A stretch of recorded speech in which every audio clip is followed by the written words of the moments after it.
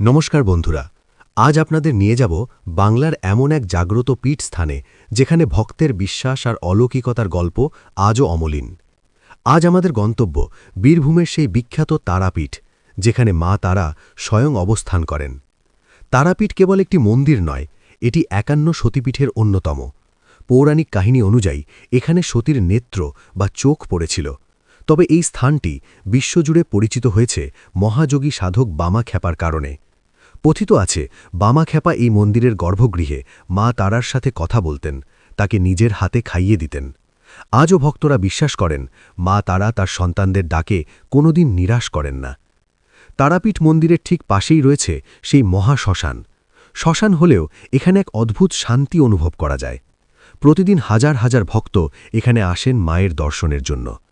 সকালের পূজা, ঢাকের আওয়াজ আর সেই ধুনুচি নাচ সব মিলিয়ে এখানকার পরিবেশ আপনাকে এক অন্য জগতে নিয়ে যাবে।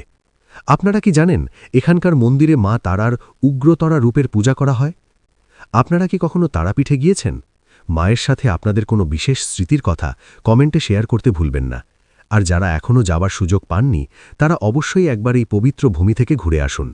ভিডিওটি ভালো লাগলে শেয়ার করে অন্য ভক্তদেরও পৌঁছে দিন। দেখা হবে পরের ভিডিওতে। ততক্ষণ ভালো থাকুন আর মায়ের আশীর্বাদ সঙ্গে রাখুন। জয় মা তারা।